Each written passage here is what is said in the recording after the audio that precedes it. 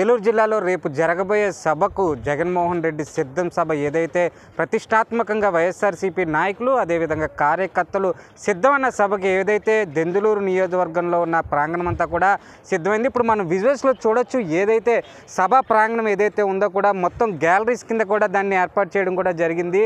మనం విజువల్స్లో చూస్తున్నట్టు చుట్టూరు కూడా హోర్డింగ్స్, గజ దొంగల ముఠా నుంచి ప్రజలను కాపాడే ధీరుడు, అదేవిధంగా ఇక్కడ ఉన్నది అర్జునుడు, అదేవిధంగా పెత్తందారులకు పేదవాళ్ళ మధ్య యుద్ధం అని చెప్పిన జనాన్ని ఎవరైతే ఓటర్స్ ఎవరైతే ఉన్నారో వాళ్ళందరినీ కూడా ఉత్తేజపరిచే విధంగా కూడా ఆలోచింపరిచే విధంగా కూడా చుట్టూరు కూడా హోర్డింగ్ అన్ని కూడా ఏర్పాటు చేయడం అయితే జరిగింది.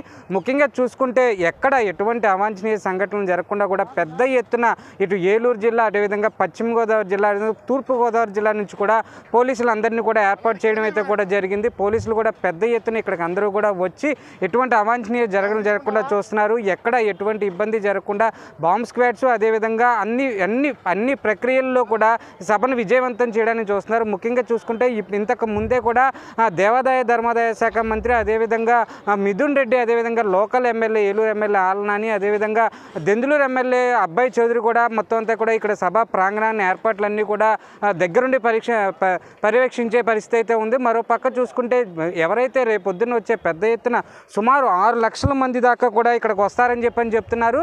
ఈ నేపథ్యంలో చూసుకుంటే 6 లక్షల పైన వచ్చినా కానీ ఇక్కడ ఉన్న ప్రజలందరూ కూడా ఎటువంటి ఇబ్బంది పడకుండా కూడా సభా ప్రాంగణం అంతా కూడా మొత్తం అంతా కూడా ఇక్కడ ఏర్పాటు చేసే పరిస్థితి అయితే కూడా ఉంది.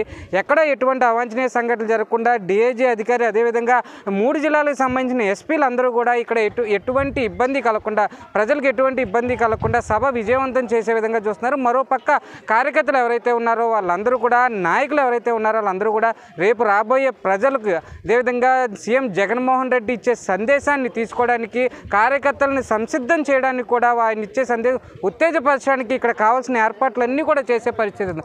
మరో పక్క చూసుకుంటే ఇటు వైజాగ్ నుంచి ఇదే విధంగా విజయవాడ వైపు వెళ్ళేది కానీ అటు విజయవాడ వైపు నుంచి హైదరాబాద్ వైపు వైజాగ్ వెళ్ళే ట్రాఫిక్ను కూడా మొత్తం అంతా కూడా మళ్లించడం అయితే కూడా ట్రాఫిక్ అంతరాయం కూడా జరగకుండా రేపు ఉదయం 8 గంటల నుంచి కూడా ట్రాఫిక్ నియంత్రణ అయితే జరగడం అయితే ఉంది. రేపు మధ్యాహ్నం 2 గంటలకి తాడేపల్లి నుంచి ముఖ్యమంత్రి జగన్మోహన్ రెడ్డి బయలుదేరి ఇక్కడికి వచ్చి సాయంకాలం 5:30-6కి సభ ముగుస్తుందని చెప్పే పరిస్థితి కూడా ఉంది. మొత్తాన్ని చూసుకుంటే సభను విజయవంతం చేయడానికి నాయకులు, కార్యకర్తలు కూడా పెద్ద ఎత్తున సిద్ధంగా ఉన్నారని చెప్పే పరిస్థితి అయితే ఉంది.